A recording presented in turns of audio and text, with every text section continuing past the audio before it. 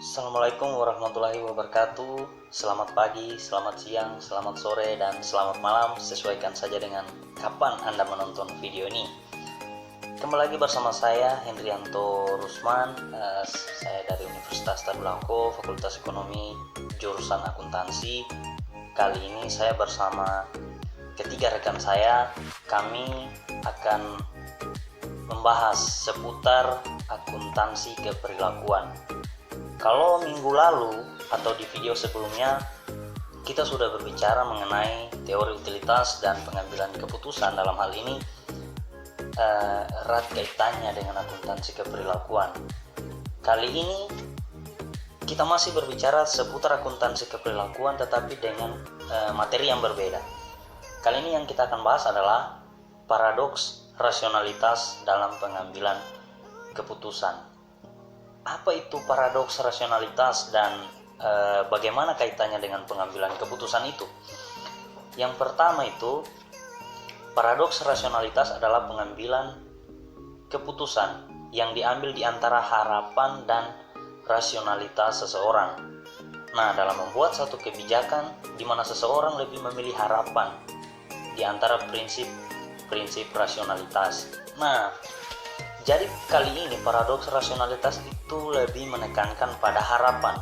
Jadi harapan daripada keputusan yang akan saya ambil itu berdampak seperti apa pada perusahaan. Artinya tidak secara rasionalitas kita memahami hal ini, tetapi kita bisa memahaminya dengan berdasarkan harapan kita. Harapannya ketika saya mengambil keputusan misalnya melakukan investasi jauh lebih banyak di periode yang akan datang, maka harapan saya akan mendapatkan lebih banyak laba. Nah, seperti itu kira-kira. Kemudian kita bisa lihat paradoks rasionalitas ini itu terbagi menjadi 4. Yang pertama itu adalah the Elias paradox. Nah, the Elias paradox ini pembuat keputusan akan memilih sesuatu yang pasti.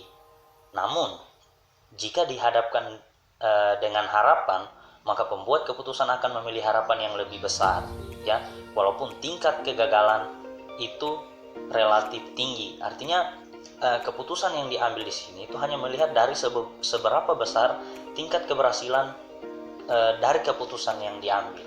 Artinya harapannya dia bagaimana keputusan ini akan berhasil ketika saya terapkan dalam organisasi saya. Nah, ini ada sedikit contoh. Jadi kembali kita lihat bahwa pembuat keputusan itu akan memilih sesuatu yang pasti. Jadi ibarat ada tawaran misalnya begini. Dari 100%, 90% itu kita akan mendapatkan uang 1 juta ketika kita mengikuti perlombaan ini. Nah, sisanya 10% kita tidak mendapatkan apa-apa. Sementara pilihan kedua, 80% kita pasti mendapatkan 800.000. Nah, sisanya 20% kita tidak mendapatkan apa-apa. Nah, otomatis pasti kita akan memilih yang 90% ini karena tingkat harapannya untuk mendapatkan sesuatu itu jauh lebih tinggi. Itu contoh simpel saja untuk memahami hal ini. Yang kedua, kita masuk pada item yang kedua. Nah, item yang kedua ini adalah Elbers paradox. Jadi Elbers paradox ini membuat keputusan akan memilih sesuatu yang pasti. Artinya apa? Keputusan yang diambil itu berdasarkan kepastian yang nyata dan bukan sekedar harapan belaka. Nah, terbalik kalau yang pertama tadi itu dia mengambil keputusan itu berdasarkan tingkat harapan yang tinggi. Kalau yang ini, yang kedua, keputusan itu diambil berdasarkan kepastian yang ya sudah pasti-pasti saja. Contoh, kalau yang tadi 90% kita bisa mendapatkan uang 1 juta, ya 90% bisa mendapatkan uang 1 juta, kemudian 10%-nya kita tidak mendapatkan apa-apa, kemudian yang 80% itu kita sudah pasti mendapatkan uang 800.000, sisanya kita tidak mendapatkan apa-apa. Otomatis kita akan memilih yang pasti, ya. Kita pilih yang 800.000. Kira-kira sesimpel itu saja dalam memahami konteks materi ini. Jadi kalau yang pertama itu berdasarkan harapan, maka ini dia berdasarkan sesuatu yang pasti. Nah, kemudian kita masuk pada intransitivitas. Nah, intransitivitas ini seperti apa? Kita lihat, pembuat keputusan bisa saja memilih yang tertinggi dan yang terendah jika dihadapkan dengan perbandingan dimensi yang berbeda. Jadi ini kalau dalam konteks ketiga ini, dia bisa saja mengambil keputusan berdasarkan harapan ataupun kepastian. Itu tergantung seperti apa situasi dan kondisi yang dia hadapi. Jadi kalau misalnya memungkinkan untuk memilih keputusan yang harapannya itu jauh lebih tinggi, ya bisa-bisa saja kita memilih keputusan berdasarkan harapan itu.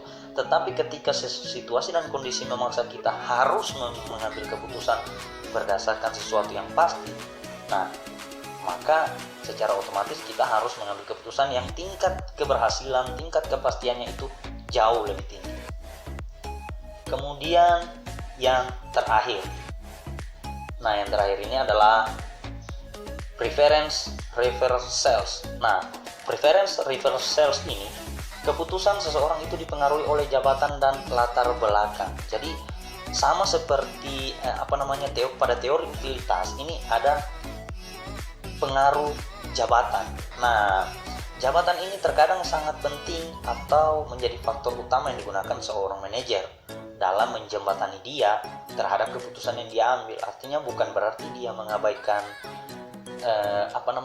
masukan dari bawahan-bawahannya, tetapi dia lebih cenderung pada keyakinannya berdasarkan jabatan yang dia ambil. Ya, contoh, misalnya misalnya ini contoh saja. Saya misalnya seorang manajer, ketika kita mengadakan meeting terkait dengan pembahasan-pembahasan perusahaan, maka pasti akan ada keputusan-keputusan yang dihasilkan. Nah, keputusan-keputusan itu banyak berasal ada yang dari saya, ada juga yang dari karyawan-karyawan lain yang mengusulkan misalnya. Tetapi karena saya memiliki kekuasaan tertinggi, maka saya sedikit tidak memperdulikan apa yang dikatakan atau apa yang diusulkan oleh karyawan-karyawan saya. Seperti itu. Saya cenderung menggunakan kekuasaan saya untuk mengambil keputusan. Ya, demikian sedikit materi yang dapat saya sampaikan terkait dengan paradoks rasionalitas dalam pengambilan keputusan. Lebih dan kurangnya saya mohon maaf. Atas perhatiannya saya ucapkan terima kasih. Jangan lupa like, comment, share, dan subscribe apabila teman-teman merasa video ini bermanfaat, agar kami tetap semangat dalam membuat konten-konten lain terkait dengan akuntansi keperilakuan. Atas perhatiannya saya ucapkan terima kasih. Bismillahirrahmanirrahim. Assalamualaikum warahmatullahi wabarakatuh. Perkenalkan, nama saya M. Syawal Adani dari Fakultas Ekonomi dan Bisnis Universitas Tadulako, jurusan S1 Akuntansi.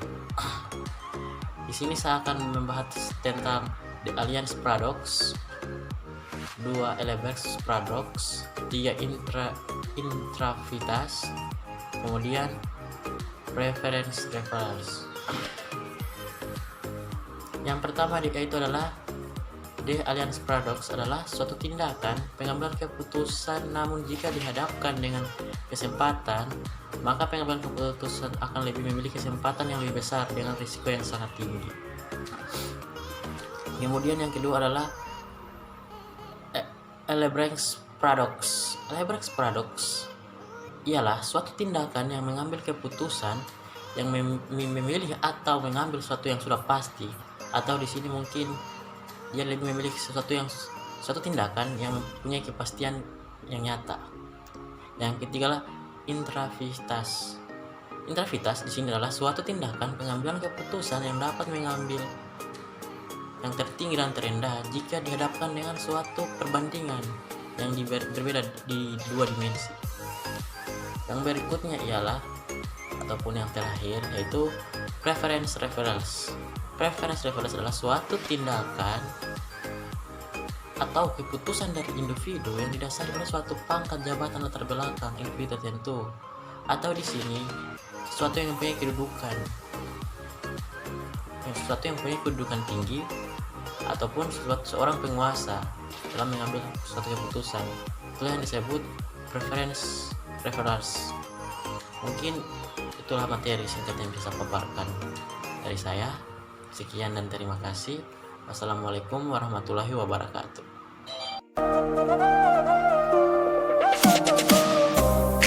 Assalamualaikum warahmatullahi wabarakatuh dan selamat siang. Baik, di sini saya akan membahas materi mengenai paradoks rasionalitas dalam pengambilan keputusan. Nah, dalam paradoks rasionalitas pengambilan keputusan terdapat 4 jenis. Yang pertama, De Alais paradox. De Alais paradox ini merupakan suatu masalah yang dimana Maurice Allais 1953 merancangkan ini untuk dapat menunjukkan bahwa adanya ketidakkonsistenan pilihan yang diamati secara aktual dengan prediksi teori utilitas yang diharapkan. Allais paradox juga muncul ketika adanya perbandingan pilihan partisipan antara dua eksperimen berbeda. Yang kedua, Ellsberg's paradox. Ellsberg's paradox ini artinya pembuat keputusan ketika mau membuat keputusan, dia harus memilih sesuatu yang pasti. Yang ketiga, intensivitas. Artinya, jika dihadapkan dengan perbandingan dimensi yang berbeda, maka si pembuat keputusan bisa saja memilih yang tertinggi dan yang terendah. Contohnya, ada pelamar dimensi A, intelijensi atau IQ-nya 120 dan pengalaman kerja berapa tahun, dia kerja di sini 1 tahun. Nah, yang pelamar kedua yaitu dimensi B, intelijensi atau IQ-nya di sini itu 110, pengalaman kerjanya 2 tahun. Dan pelamar C, dia intelijensi atau IQ-nya itu 100 dan pengalaman kerjanya 3 tahun. Jadi yang dimaksud di sini adalah si pembuat keputusan ini bisa mengambil keputusan dengan perbandingan dimensi yang berbeda, seperti contoh yang tadi. Nah, yang terakhir, preference reversals. Nah, artinya bisa saja latar belakang atau jabatan yang mempengaruhi seseorang saat mengambil keputusan. Terima kasih, sekian dari saya. Wassalamualaikum warahmatullahi wabarakatuh. Shalom.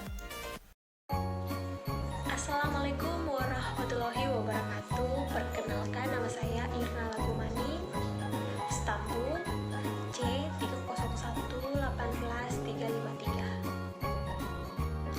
Saya dari kelas F, Akuntansi Keperlakuan, Prodi S1 Akuntansi, Fakultas Ekonomi dan Bisnis, Universitas Tadulako, akan memaparkan tentang paradoks rasionalitas dalam pengambilan keputusan.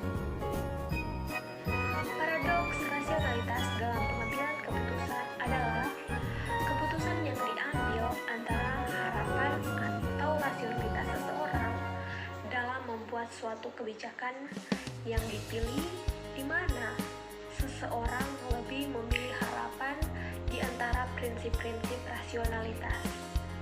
Kemudian, paradoks rasionalitas dalam pengambilan keputusan ada 3. Yang pertama, De Alais paradox,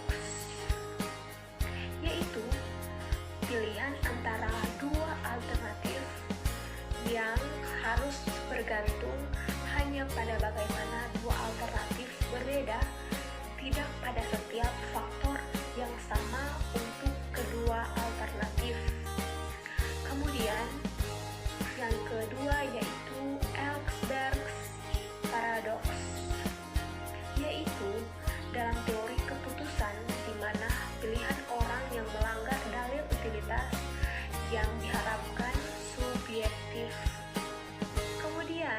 poin yang ketiga ada intransitivitas, yaitu pilihan terbaik di antara alternatif yang disajikan. Jadi kesimpulannya, dalam menghadapi paradoks, pertimbangan keputusan diperlukan. Selain itu, prinsip